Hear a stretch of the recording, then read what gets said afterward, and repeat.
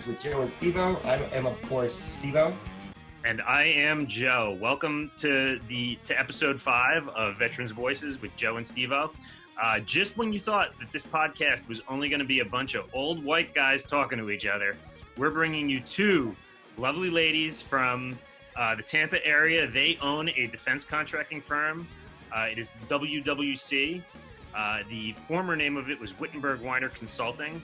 And today we have with us the CEO of the company, Laura Weiner, and we have Donna Huneycutt, the COO of the company. These 2 brilliant ladies are going to talk to you about government contracting, how they hire military spouses, how they hire military veterans, and what they bring to veterans around the world and to government service.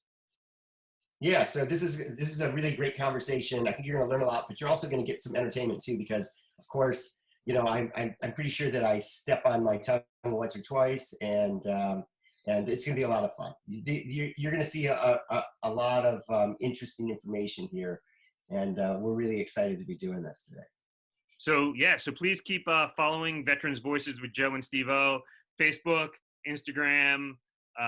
We're on our YouTube channel. Like and subscribe to all of those things. And here we are with episode 5 of Veterans Voices with Joe and Steve-O.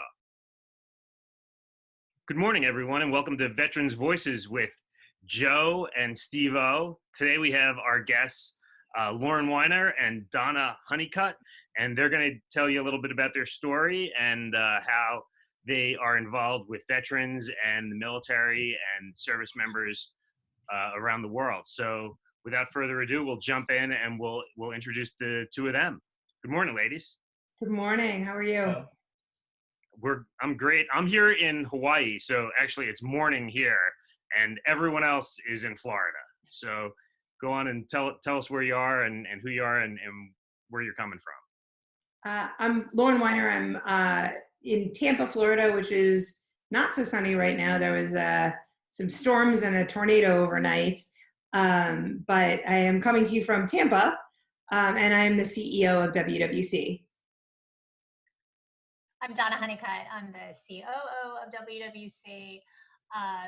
Lauren and I started the firm back in Naples 15 years ago when we were accompanying our husbands on military orders.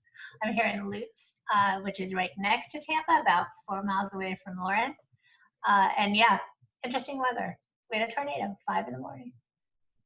Yeah, so maybe we can, so you just mentioned something, Donna, about how this all kind of began, because you guys are, so what we want to be able to share is like how you got to be, you know, this company that now has, you know, the largest female owned contract in the government, or certainly in SOCOM, so in the special ops community. So that's pretty interesting. And so I thought a lot about that, and I thought, wow, all of us here had the experience of living in Naples, Italy. And I think people from the last interview that we did with Kevin Umstetter, who happened to work for you guys, you know, we all kind of know what that was about. But for the people who don't know, it occurred to me that, you know, how do 2 women who are overseas on orders with their husbands create this thing that is now 15 years later like a real coup de force at CENTCOM. So maybe you can talk a little bit about that, about how that happened. Donna, Lauren tells us well. I'm gonna let her. So Donna and I both found ourselves over in Naples. I had come out of the White House, Office of Management and Budget. Donna had come out of corporate law. And there are lots and lots of funny stories if you know Naples. Our first day there, our lovely, wonderful sponsors who really did not like Naples and wanted to make sure we didn't like it for some reason, took us the back way onto the base in front of a, no kidding, dumpster on fire. So a true dumpster fire. But the dumpster had been overloaded so much because of the trash strike that it was an entire 2 city blocks worth of trash on fire. At like 10 o'clock in the morning. It brings back memories, doesn't it? Like there's nothing that says Naples like that piece of the story.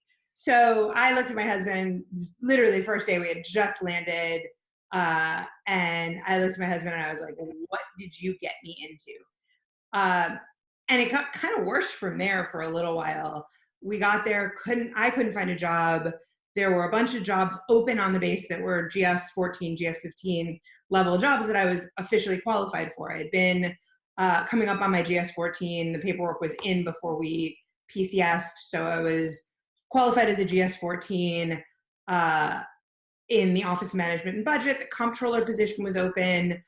And basically we were told numerous times, not just me, Donna, one of our other first employees, Jean, were basically told throughout, well, you're a new spouse, you're married, you just got married, you're gonna have babies, you're not gonna be professional, you're welcome to a secretarial position or a legal secretary position, which is what Donna and Jean were both, I think, told. But you're not gonna have that same level of career success that you had before, even if we have that available.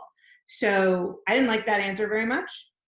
Donna and I were good friends. We had met on a tour bus going to Sorrento the first couple of weeks that we had gotten there, and she kept me sane. I kept her sane in Naples while we were there. And instead, I ended up getting a GS job. The two of us ended up teaching the MBA program for University of Phoenix. They literally got the MBA of Donna and Lauren because there was one class. Exactly. Yeah. Well, we made them fly out a CPA to teach accounting. There was no way we were going to teach accounting without a CPA. But other than accounting, we taught the entire MBA class course load between the two of us, and realized we were really good at working together. So at the time, N3AT, which is the Operations Anti-Terrorism Force Protection Director for the region, had met me. There's all sorts of great stories about how we met and what life was like in Naples before we started the company. But he turned around and he said, wait a second, you're professional, you're smart. I need someone to do some business case analyses for me. Can you do that? And so we got our first contract, which was a subcontract through Battelle Memorial Institute. By the time the contract went through, he had said, I need a second person. And so Donna had a colicky baby, and with a newborn colicky baby, kind of losing my mind. And I said, Lauren, I'll do anything you want as long as you can pay me enough for a nanny that can at least take the baby for a couple of hours a day. And that's how I started working on contract alongside Lauren in, I think, the second week of operations. Yeah. So we were two of us in 2000, I think that was 2005, September of 2005, we got our first contract. And there were two of us. A couple weeks after that, somebody said, how did Tony get you? I want one of you. And lo and behold, he got one of us under the same contract. We just expanded the same contract. And Jean McLean, who is still with us today, came on to do it was an inventory of emergency management equipment. And so she came on, and then it just kept going. And so for the first 2 years, I think we just played catch up, frankly, for the work that they needed us to do. And we just kept running and trying to grab more great military spouses to do the work. And then Donna got much more instrumental in, okay, how do we grow this the right way? How do we make this into a real business? Because at that point it just happened, and we just kind of kept running. Yes. What we really learned. I just want to cover one thing for our listeners out there, because you kind of breezed over it at the start. So you showed up in Naples next to a dumpster fire. Yes. And you looked for a job, and you were fully qualified for a position that you could take as a government civilian, right? Yep. And they told you that they weren't going to hire you because of why? Let's not miss that. Right. 30, I think the quote, it's been a long time, but I believe the quote was, you're 30, you just got married, you're going to have babies soon, and you're not going to be professional much longer. So so let's not specifically put anybody's name in on that, right? Yeah. But I still have nightmares about her. So, but so as you know, as the CEO of a company now, would you tell a prospective employee that response from a hiring position? Would I tell them that? I wouldn't have told them that when I was 10. But I mean, I don't think that's ever the right response. But Donna, I want to, because you've counseled like younger women on how to manage this. You know, in the Me Too era, it's very different than it was back then. I Go would ahead. give very different advice today than I would have given back at that time. At that time, we gave advice. I don't know whether to be ashamed of this or not, but 15 years ago, Lauren called me when this happened, and I said, "You've got a textbook EEO case." But the reality was, had she brought a case, that would have been the end of her opportunity to work at all for the whole time that she was in Italy. So that might have been the right response, but it wasn't a workable, practical approach. Um, and we had all had, our situations with someone putting their hand on our knee, and we kind of coached each other on how to handle that. Like, "You've crossed a line, take your hand off my knee." We had customers asking our employees whether they were wearing underwear. I mean, we had some Wow. really insane situations happen. I'm telling you the more comical ones. The scary piece of it was that it's twofold. So for us, the scary piece is we didn't know how many opportunities we lost because people just automatically would never have pictured a management consultant or an executive as a woman to begin with. The same way when I say doctor, most people view a man. When I say nurse, most people view a woman. And so not even cognitively, just a lot of sort of these basic expectations, I think, worked against us in ways that we never quite knew about. There were ways that we didn't know about. There was a lot of going to strip clubs on the part of our competitors with customers and all sorts of sort of unsavory things. But then the scarier piece of it was that there had been this extremely untapped, tremendously talented labor pool on the base that, and I'm going to make generalizations here too, so you can ding me for that, but based on the generation of the leadership at the time, was just unacknowledged, and they didn't understand it because the generation of leaders at the time, the admirals and such, they all had wives, because they were all men, who had promoted their careers, and that it really was a job. It just wasn't a job outside the house. And so until we got to a generation of leaders that had professional daughters and professional wives, the way that we were received, I think, evolved along with that. A lot of it wasn't cognitive, but the scary piece of it is, what kind of talent did the military lose out on, and how many untold thousands of dollars did they spend shipping people out to the military base when they already had the talent there, and a talent that's already devoted to the mission based on the fact that they were married into it. Yeah, you know what? Could I comment on that? Because that was an interesting dynamic having, and there was on this, working on the staff, which was almost all men. I think except for Paula and Five, it was almost all men. And there was a lot of talk about all of these, like, mostly attractive women who were working, who were they were like, who are these people? Like, you'd go to these meetings for for whatever, a budget meeting, and there'd be all these ladies with every encode sitting there taking notes and whispering in the ear of the department head. Mm-hmm. And and it was kind of odd.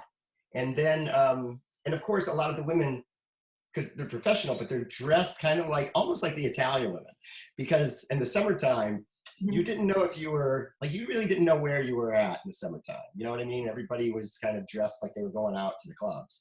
And it was really kind of it was almost an and this wasn't you guys, but just in general, it was an over-sexualized environment. Like it had that feel to it, right?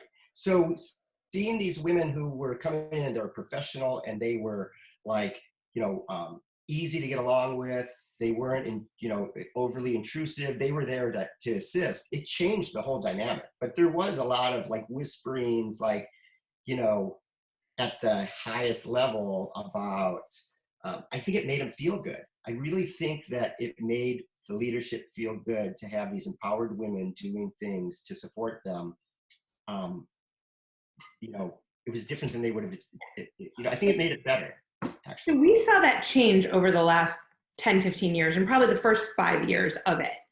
At one point, no kidding, the joke name of the firm among some of the senior leadership, you're smiling and I think you knew this, maybe, was Weiner Corp. Yeah. I'm sorry, it's hard not to laugh at that. I know. That's great. It's so, in a really disturbing way. not today. That is so not today. No. And I think what happened is we actually changed, and look, I don't even want to take credit for it so much as we saw that moment in time. That had always been there. Yeah. Yeah. We saw that moment in time and we were able to kind of move that forward. And so they changed the policy on the base. There had been a policy, no kidding, that prohibited any job above a GS9, I think it was, to be posted for dependents. So a spouse could not ever get above a GS9 because they had to only go to the ones that were posted locally. They couldn't get a job that was posted back for the States. And so they changed that policy, which first of all was a whole lot smarter for them for a number of reasons. You know, not PCSing someone over when you already have someone who's amazingly qualified there is the first no-brainer. But then also it has a huge impact on retention in the force, right? You know, we have one of our employees who has said, you know, her husband has gotten an early look at each time that he was looking to be promoted. And has gone through a number of different great positions and is on track for very senior leadership. And she said flat out, if I hadn't found WWC, I would have forced him to get out because I had student loans, I had a career, I wasn't able to do that as a military spouse. So I really do think that it did impact retention. And now the military is starting to see, and again, I think Donna's right, that the age of the senior leaders, they're now our age, which scares me, but that age of the senior leaders, that knowledge that they were married to professional spouses, a lot of them, or saw other professional spouses, really did change the dynamic. So we're back here, and we had a little bit of weather issue in Tampa, Florida, where apparently there are thunderstorms right now. So we had a little pause, but Donna was about to tell us something very important as we were jumping back in about the work environment in Italy. So Donna, back to you. So this I am loving this conversation. It's really, really meaty and interesting to me because it's always interesting to go back and revisit what's going on behind the veil, 15 years ago. And of course, at the time when we started, the military itself was a very male-dominated environment. And we had these professionals around submarine spouses in particular. Think about it. Submariners are predominantly engineers. They tend to marry brainy spouses. So we had these great spouses that were already there, were not being put to work, were not being leveraged. We had, for some reason, the pilots' wives ended up being very good at spreadsheets and math. And those were some really great translatable skills. But this was also a young people's game, right? And everyone's fit. And so everyone does look good. We certainly would never have allowed anyone representing us to dress provocatively. But what is so fascinating to me about this conversation is that we always felt that there was some kind of veil and some kind of extra step and some kind of extra hiccup for us to really become integrated as part of the team. And it's interesting to hear that and get that validation from the other side that happened. I don't blame anyone. This was a very male environment, just like any submarine was before the women joined it. But I could see there being that hiccup, and it's just so interesting to finally get that, to hear that from the other side. Yeah. So I would add that, I kind of mentioned that kind of as just kind of like, because it was kind of funny. And there was just kind of because of the, it's funny that there at that base in Naples, everything happened outside of the office. So everything happened in the spine in the summertime, right? The spine, if people don't know it, the base is just a long corridor, and there was a causeway or a walkway, and there was just, that's what it was, right on the airfield. And people in the summer would go out and they'd lounge around, and everybody did all their business at the coffee shop. Everybody. So that cafe was busy. In fact, it was always kind of an issue for me because I had a couple of Italians that worked for me, and they were never in the office. 5 times a day, they were getting an espresso. But I learned quickly that that's where things happened, because it was such a social environment. And Wittenberg Weiner, your folks were integrated into that. So you mentioned about like what that dynamic was between like the staff and the contract force. And it really was more, I thought of them, and I think everybody thought of your folks as less as a contractor and more as part of our team, right? In fact, they became such an integral part of everything that we were doing that it was almost impossible to do the job without them, which is why when we started having budget issues with sequestration and a lot of the things that were happening towards the end of my tour, the contractors were being kind of phased out, and we had to really go and fight with the admiral and headquarters CNIC to get those assets back, because I think that they realized that it was such an integral relationship, which is probably why you're at the point where you are today, because you overcame that point where it was, do we need this or don't we need this? Like, why don't we have government employees doing this? That those were segregated functions, and without making me and my staff look like a bunch of morons. Like, because why couldn't we do it? Well, there's some things that the government just doesn't do well. Right. And you guys really, I think that was the difference, is that you guys became part of us. Well, and we always talked about the fact that we did the stuff that you guys didn't have time to do, right? You had a mission focus. You had the get this, for safety, it was one thing. For, anti-terrorism, it was another. For budget, it was another. You had the make the trains go, right? The mission, the real heart and soul of what you were supposed to be doing. What we were able to do is take some of the peripheral stuff off your plate, particularly in Naples. And we do that even around the world now, across all of the contracts that we do. It is, we see this in SOCOM in particular, in Special Operations Command. The operators end up coming off of an operational tour, and they're put into a budget office, right? They don't know what the heck they're doing in the budget office.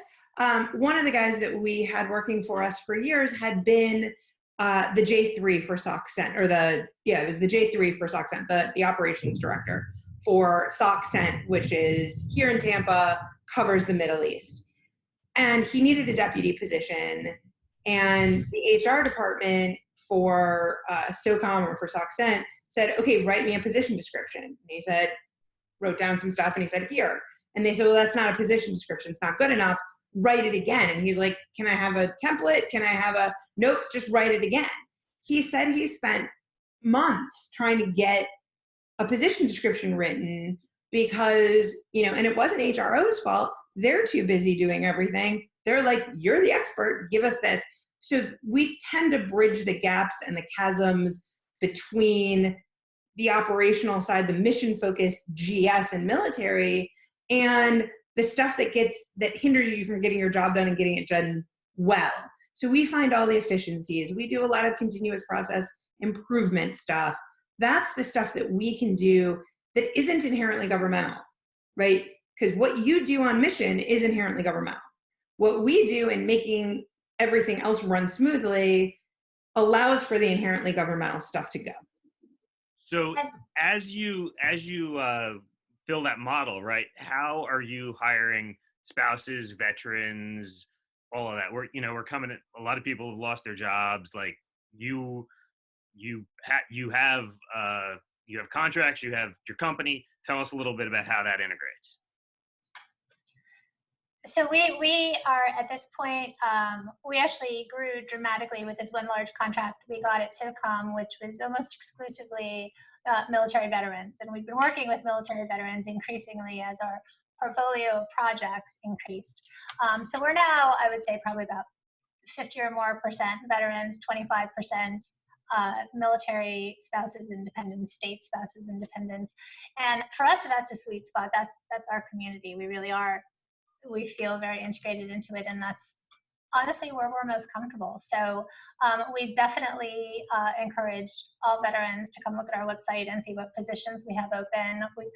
There's hopefully, without putting my foot in my mouth, I feel like it's a known quantity. We know what we're getting with a lot of military folks. We know that we're getting sort of, and again, generalization, but a basic level of decency, a basic level of capacity and capability, a basic level, at the very least, of education with a lot of really, really outstanding superstars. And what we've found, because we do work with the government, is, there's some things you can't teach. And there are some things you can teach, but it takes a really long time. If someone's already been around the government environment and understands things like authorities and processes and sort of the way that the system is built and the way that you work within the system, and then the way that you sometimes have to actually compensate for where the system is rigid legally, but in an effective way to get to your mission. This all is something that's endemic to veterans. They know what they're doing. And honestly, them just being able to identify the different rank structures to understand who's who. I mean, if you have a civilian, like someone who's never served ever, you have to teach them what that is, because somebody's walking around with a little star on their shirt, like what? Are they the? If I'm a civilian, like is that the guy that opens the door? Right. We actually had, for the military, because when we started the company overseas, we had young military spouses, right? That Naples have tended to be, for the military population, fairly junior level officers on the staff for the most part. A couple of senior level officers here and there, but we tended to hire from the junior officers, and it was usually their first or second tour as a military spouse. So we actually had a PowerPoint brief that we gave everyone that was like military 101. What you need to know about the military, where do you find all the regs that are going to manage this? But what does a different uniform look like? What does it look like on BDUs versus, khakis for the Navy versus a dress uniform? What are the bars on their dress uniforms mean, and how does that translate to rank structure? We literally had all of them. I think we still have some of them, all these tutorials, because I'd never been really around the military before I met my husband and got over to Naples. And it's funny, I still go back to my Navy side of the house, even though we do a lot with the Army and the Air Force now, because the Navy makes more sense to me, particularly on the enlisted side. I know what the ranks are on the enlisted Navy side. I consistently turn to my husband or one of the senior military guys that we have working for us and said, okay, what is this an E6? Because I can't, and the bars and they're just different than the way the Navy does it. And so I still can't figure out the Air Force, and I was in the military for 22 years, right? Well, it's an interesting, it's actually an interesting discussion because if somebody were to watch this, especially if we use acronyms and we talk about things that are so centric to the government and more specifically to DOD, people will be lost. They'll be like, why am I watching this? I don't even know what these people are talking about. It's gibberish. But when you talk about uniforms, it is like that. So a place where you work now in CENTCOM, it's a different environment because there is a coalition, right? There's a mix of people who are from all different services. So people get to, so I promise you that Air Force guy who goes to CENTCOM the first time, if he's never been at a headquarters that's joint, he doesn't know either. When he looks at, again, everybody knows the officer ranks. They just might not know that a colonel is a captain. Right, right. But they're not going to know what those three, rockers mean on a Navy uniform. And then the Marines are even more distressing. And I remember, it's just a real quick kind of funny story. So when I was in the Air Force, so I know all the Air Force ranks. Mm-hmm. I didn't know anything about the Marine Corps, and I went right out of the Air Force, active duty, and I went to work for the Marines as a civilian. And I remember the first time I was an event coordinator. I was a sports specialist. I worked out of the gym, and I put on events for the Marines. And and I think I was like a GS7 or something. And, so I could go to the officers club, or I could go to what they called the rocker room, which was it was like the top three or whatever. And the Marines, and so in the Air Force, the first sergeant was called first shirt. So that's what we called him. It was, it's like a nickname. It was like, beloved thing. And every first sergeant wanted to be called shirt. So, but the Marine Corps would have none of that. So I remember I was drinking beer with the first sergeant of the headquarters battalion there. And it was my first month or something. And he's buying me beers, and he's got his star on, or his little, not star, but his little diamond on his rank. And I called him Shirt. I said, "Hey, can I buy you a beer, Shirt?" And he goes, and he turned to me and he said, "Listen," he goes, "I know that you were in the Air Force, and I know that you don't know anything here, but I'm going to tell you, if you call me Shirt again, I'm going to kick your ass, and you're going to be out in the street." He goes, "Or you can call me First Sergeant, or you can call me Rick." He goes, and we'll have a beer and we'll be golden. And it changed the way I thought. So I went back to my office the next day, and I started studying Marine Corps rank, because I didn't want to go through that again. Right. The same thing is with the Navy. So as you get experience, and that's what you have when you pull off out of the military, which I think is probably a difficult thing when you have nothing but operators who don't know anything about what civilian workforce does, and they don't care. They just want to be able to get things done. They don't want to have things tie them up. But I just thought that was just so funny that you would mention that, because it is a different world. We operate in a whole different dimension from the general public. It's just so different. So we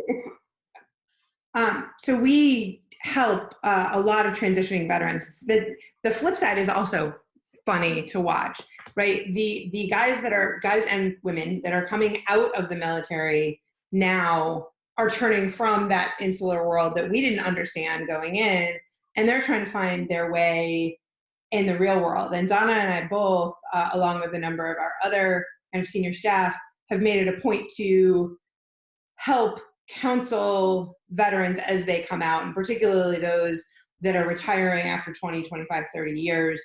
And it's the same for all of them.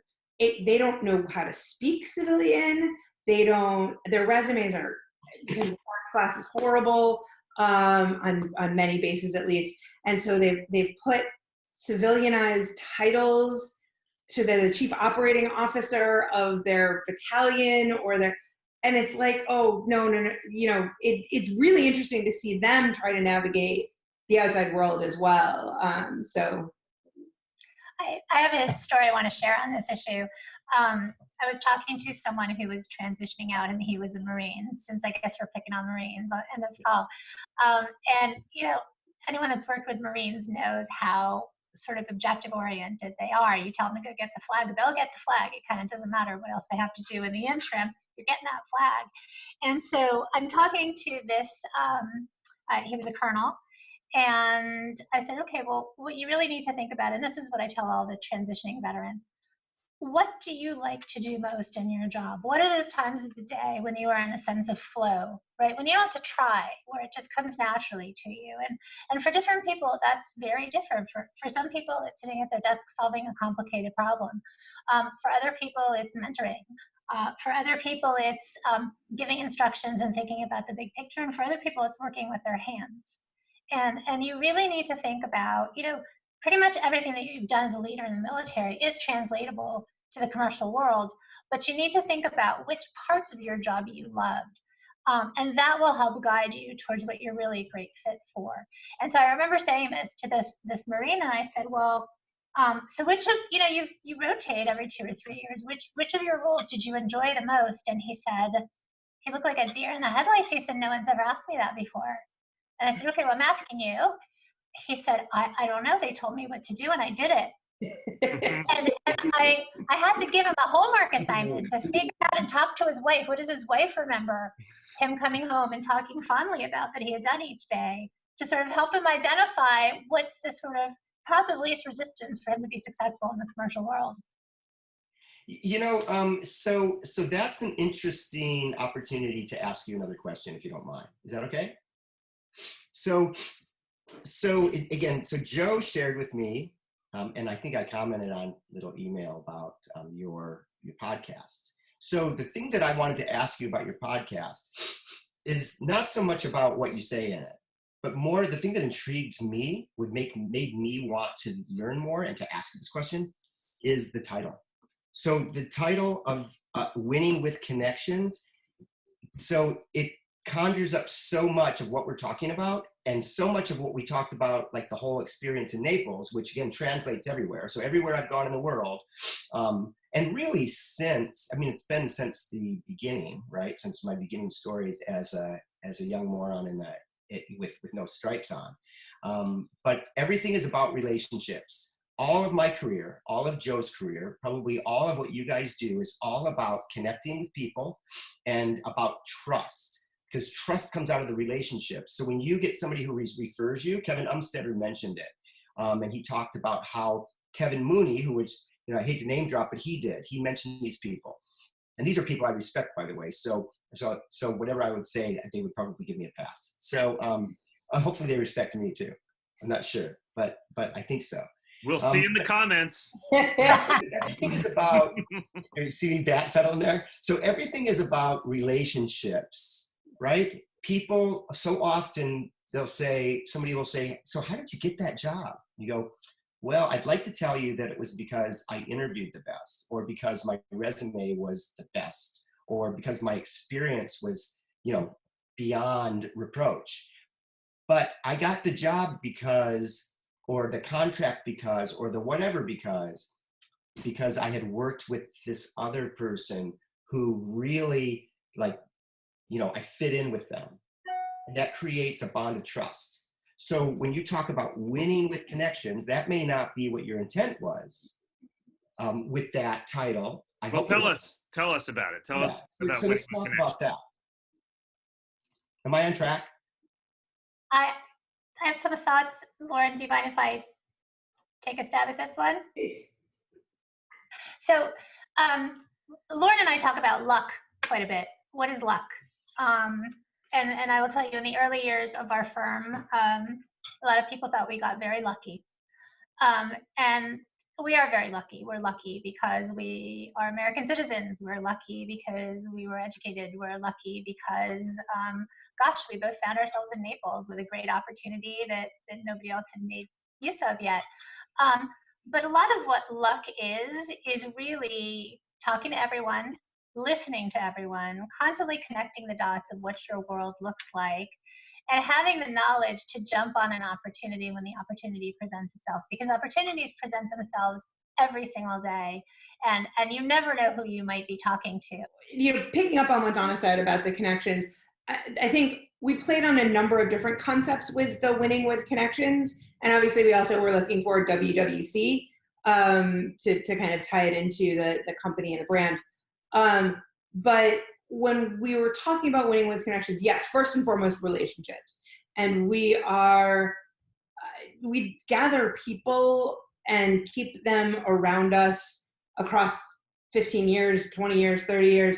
I still talk to people that I knew as a little kid and ended up, one guy that I went to kindergarten with helped us get someone to go out to Djibouti for us, 25 years later. So we do have those connections, and those connections are really, really meaningful.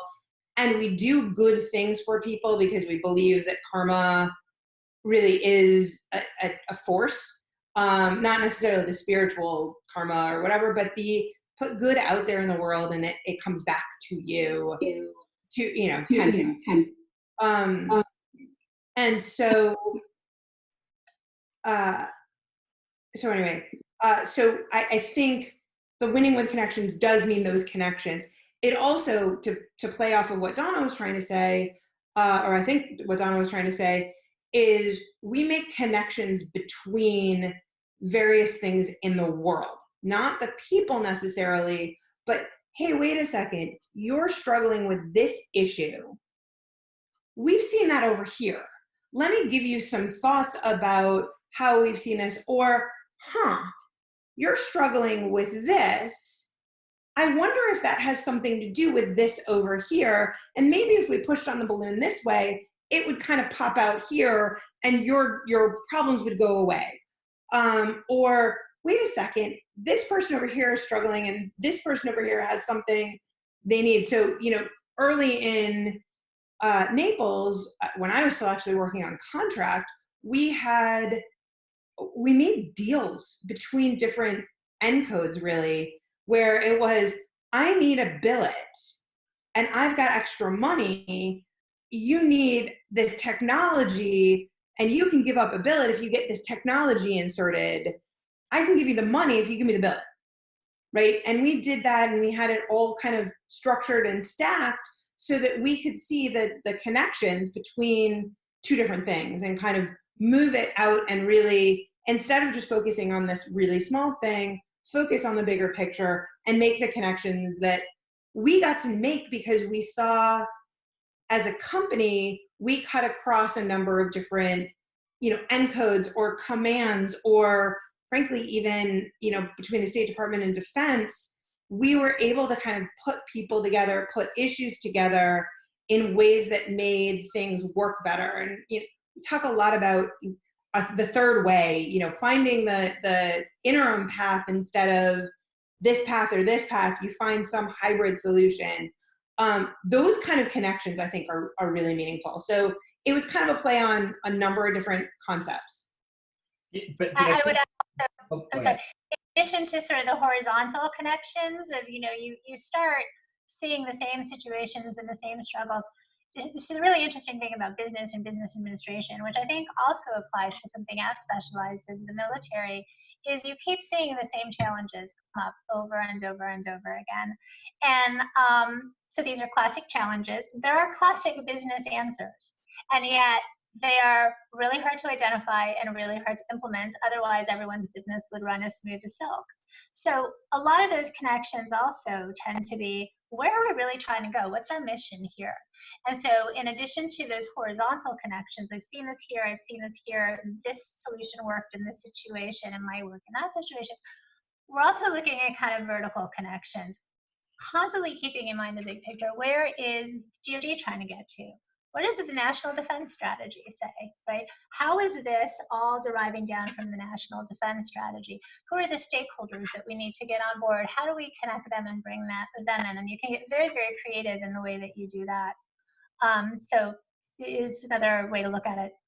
Well, so I took the simplistic way out, right? So, which to me, because I think in a different way, I think more about relationships and about how you can get things done more effectively and have success. For me, it's generally been, the knowledge is always there. There's always resources and assets like you guys that can help me get something done. But having the right people that understand what I'm talking about, and will not just understand, but they'll be able to advance my thought process. So from the leaders that you work with, especially again in an environment like SOCOM, which is powerful, and there's a lot of there's a lot of intent there, right? You want to have people who can bridge that. Mm-hmm. So that's what I think about when I think about connections. I always think about the human element, but I like that you guys took it to the next level. Like, so there's more involved there than just, I kind of like the WWC thing too. Like, that never even occurred to me. So, right. Oh, really? Yeah. I actually thought about it. It wasn't like me just like throwing it on the wall and go, that works for me. You should have seen my whiteboard when we were trying to come up with this. It was, and then the emails going back and forth as we were trying to figure it out. Sorry, there was a huge thunderclap here. It was fun to try to figure out how we were going to get WWC to mean something meaningful. And I think Donna was actually the one who came up with Winning with Connection, and it was, yeah, that's it. Okay, we got it. Like, because we came up with all sorts of stuff that just did not work very well.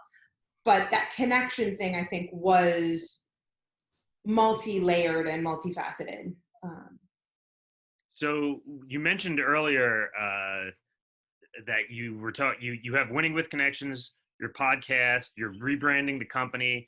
I think we're coming up to the end of our interview time here, and I want to be respectful of like what other people have to do in their workday. So talk about your rebrand, and then any final comments you really want to make about what you're doing now.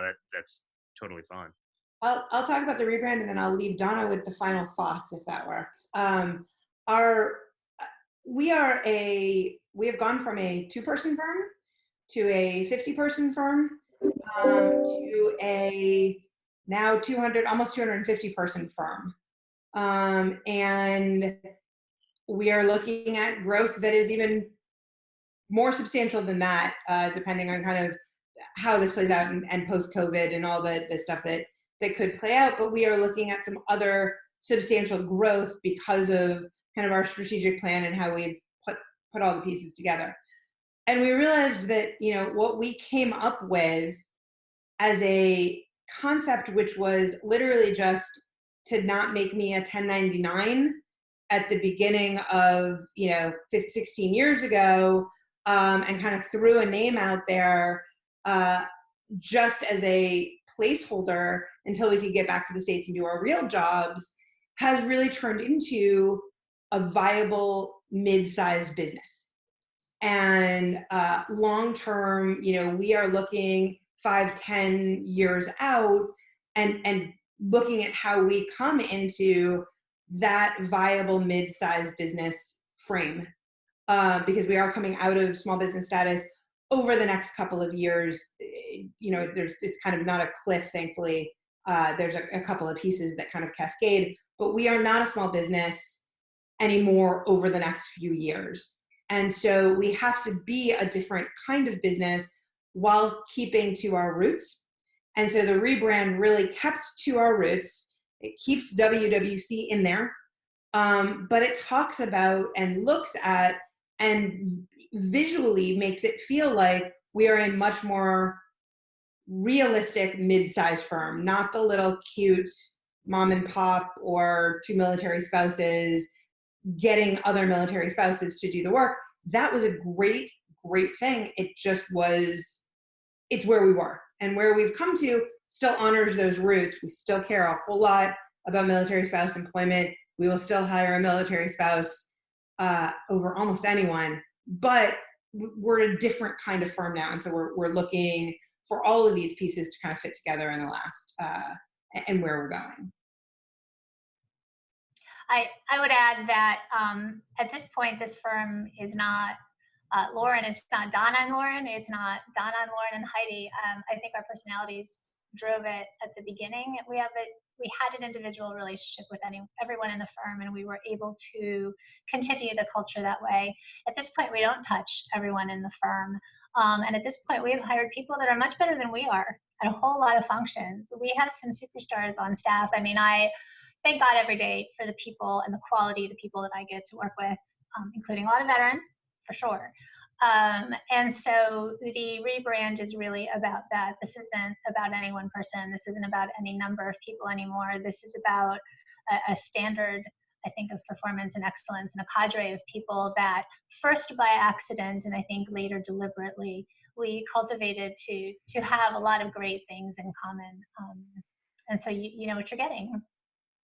Yeah, it's really exciting to hear your story, because it gives people who are sitting there in their, whatever they're doing, wherever they happen to be at, and they feel like they have lost their power. You know what I mean? Like professionally, like, what am I going to do next?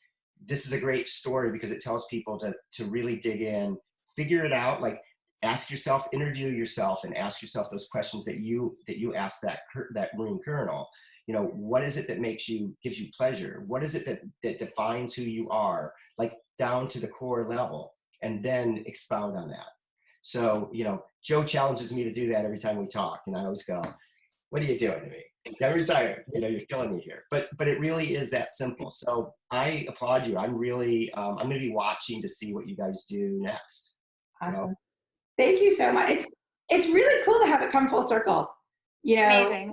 With the Naples tie-in and all of that. And Melissa, Joe's wife, was worked for us probably 12, 13 years ago now. And we keep her back. That's right. Can I just say one final thing, Joe, because I can't shut up, and then Joe can put the wrap on it. It really is what you said before, that this is just what we are right here. These 4 screens are really a collection of accidents. Mm-hmm. The fact that we were had the luck to run into certain people has really transformed where our futures may have gone. Had I not met Joe, we wouldn't be talking, and you wouldn't know Joe if his wife didn't need a gig and had the skill set and the ability to do it, and now we're here talking about it. So and this is every time that Joe and I talk to somebody, even with the Ted Nugent thing, there's always a connection to somebody. Like everybody knows somebody that knows somebody, but it's really how if you can recognize the value of that relationship, not for some purpose, not so you can get something from it, but the connection is that we trust each other and we have like a kind of a commingled mindset. Mm-hmm. So is that enough, Joe? I mean, that's almost the closing right there, right? I don't know how much more we need to say. I want to thank you ladies for being on Veterans Voices with Joe and Steve-O. We'll get this wrapped up and get it out here soon. And I do have a professional mentorship question that I'm going to ask you offline for me personally. So after we wrap this, I will. If you could stay online for a second, that'd be great. But stay safe with the COVID and with the thunderstorms that are passing through Tampa right now. And I think that's it. So thank you, everybody. We'll see you soon. Thanks, guys. Bye. Thanks, everybody, for watching this episode of Veterans Voices with Joe and Steve-O. If you like this episode and you want to keep following us, make sure you go to our Facebook page and like us there. Subscribe on our YouTube channel. We are now up and good to go on Apple Podcasts, as well as about 6 other different podcast sites. So you can find us essentially anywhere you get your podcasts. We appreciate you listening. Yep. So make sure that you follow us, like us, give us some love, because this is the way that we're gonna be able to keep going. So so we'll see you there on the backside for the next episode. All right. Thanks, everybody.